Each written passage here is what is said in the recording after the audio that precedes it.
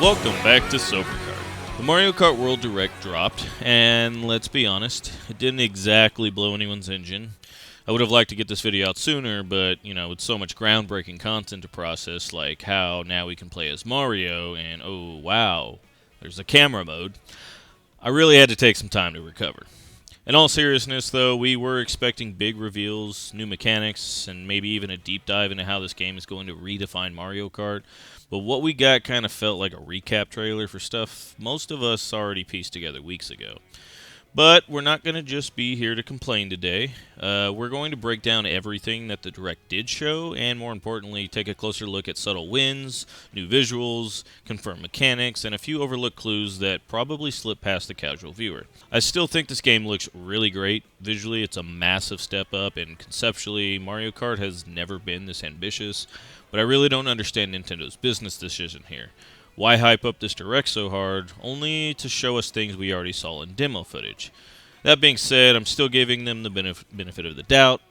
There may be a bigger plan at play here, because this isn't going to just be a reaction. It's a full breakdown of everything we actually know about Mario Kart World as we get closer to the launch. Alright, so now that we've set the expectations, what did we actually learn from this Direct? Let's start with the official terminology reveal. That little hop and spin mechanic that I called an ollie turns out to be a charge jump, and while the name doesn't really matter that much, the dev side implications do, because this feature was immediately shown being used in tight corners and off ramps, which suggests it'll be a major part of competitive racing and speedruns. They clearly emphasized it during the Direct as a very core mechanic, and it looks like it'll be critical for hitting shortcuts, mastering drift control, and chaining tricks in high-level races. Another huge addition was the rewind feature, which is exclusive to solo play. This tool lets you practice tricky sections over and over without restarting the full track. A massive win for time trial runners and anyone trying to perfect alternate routes. It also confirms that time trials are officially part of the game, as expected. The R.O.B bike is here, and it looks like an inside drifting bike, which is great news for people like me. It also possibly hints at R.O.B returning as a playable racer, since most of the new karts seem to correspond with specific characters. The mystery box rain visual was kind of wild. Definitely doesn't seem just cosmetic. It feels like the kind of thing that could point towards either a hidden game mode or bonus challenge. Something's probably going on here. And yes, the flying helicopter shows up again, finally confirming that we can actually fly in this game. We also learned that Battle Mode, Grand Prix, and Knockout Tour will all support a new virtual ranking-like system to track performance across modes. This will likely serve as a progression layer and tie into some online matchups. And in the Verse mode, we finally got confirmation that you can race all 3 track segments as a full course. No forced intermissions.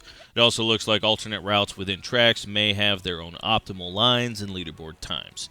That opens the door to multi-path time trials, which is pretty huge for replayability and the depth. For battle mode, we got to see more arenas, which tells us this won't just be probably the balloon battle and coin runners that was shown. Nintendo hasn't said what other options are there, but new maps usually mean new modes. Also, team options have been expanded. You can now play solo, 2 teams, 3 teams, or 4 teams of 6. That's going to be pretty great for custom lobbies and party streams, in my opinion. Now let's talk about the missions. Nintendo casually dropped that there will be hundreds of missions, most of which appear to be linked to the P-switches in each region. We also got more glimpses of question panels, which still haven't shown us what they do, but they're clearly tied to the gameplay somehow. Then there's these Peach medallions, which originally seemed like rare collectibles. Now we know they're more common, and some even display specific character icons like Wario in this example, suggesting they're tied to unlocking racers, costumes, or region-specific rewards. Combine that with the coins unlocking vehicles, and you've got a system that screams layered progression. Nintendo's definitely hiding something here, and they're not really ready to say what it is yet. But why are we collecting these medallions? Why complete the missions at all? There's clearly a bigger purpose, they just haven't told us what it is yet. And to cap it all off, we did get confirmation of the new Rainbow Road, but only as a cutscene. First off, cutscenes aren't really cheap. You don't build a full cinematic sequence just to flex visuals. This strongly suggests it's tied to something larger, possibly a story mode, or at the very least a cinematic campaign introduction, which is pretty cool in my opinion. So yeah, Even if the Direct didn't deliver on the hype, the details they did show are a lot more meaningful when you stack them all together. There's more going on in Mario Kart World than they're letting on, and this Direct only scratched the surface. Before we jump into the full list of everything we know about Mario Kart World so far, there's one last key takeaway that we need to highlight, and that's the multiplayer experience. We now have confirmation that local 4-player split screen is still included, and yes, it's locked to 30 FPS.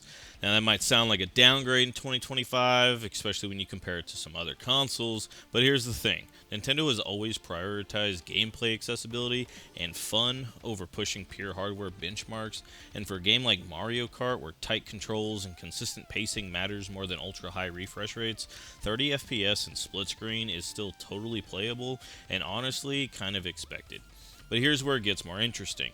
The Switch 2 will support 8-player local wireless, meaning up to 8 Switch 2 consoles can link up with 2 players per console for a full 16-player LAN party. That's impressive, but even with that maxed out setup, we're still short of the 24 racers that we've seen during the Knockout Tour demos at all the Switch 2 experience events. So that still raises a big question. Is there another aspect to this console that we don't know about? Alright, now that we've broken down the Direct itself, let's go ahead and pivot into what we actually know about Mario Kart World and the Nintendo Switch 2. Let's start with the Switch 2 itself. The Switch 2 officially launches June 5th, with pre-orders opening up on April 24th. It's already been confirmed that tariffs will impact accessory prices like the docks, Joy-Cons, and the Pro Controllers, but not the base console or games themselves. As far as hardware goes, this thing's a beast compared to the original. 4K at 120 FPS dock, 1440p at 60 FPS handheld, full game chat support, and backwards compatibility for all your existing Switch games. And now let's talk about Mario Kart World. This game isn't just another entry, it's literally the biggest evolution we've ever seen in the franchise. As far as new modes go, we've got the Knockout Tour, which is a chaotic elimination style mode with up to 24 racers. Free Roam, which is a massive open areas with missions, secrets, and exploration. As far as returning modes go, we got the original Grand Prix, but now seamlessly transitions from map to map. Versus mode, now with new team formats. Battle mode, currently only confirming Balloon Battle and Coin Runners. Time trials, now with the rewind mechanics for better route practice. There are no kart customization this time around. Karts are now unlocked, not built. Characters have different stats. New movement options include riding on water, grinding rails, wall riding, and the charge jumps. We have currently 50 confirmed characters, with multiple costumes unlocked through food bags and comics crystal ball. And the food items aren't just cosmetic, they influence which costumes you unlock based off of which type of food you consume. The new sort features added to the character select screen, which will probably be helpful to keep all these costumes organized. New decals on carts are now customizable. Whether they do something or not other than personal flair, we don't yet know. There are 28 confirmed mystery boxes, including some returning and brand new ones.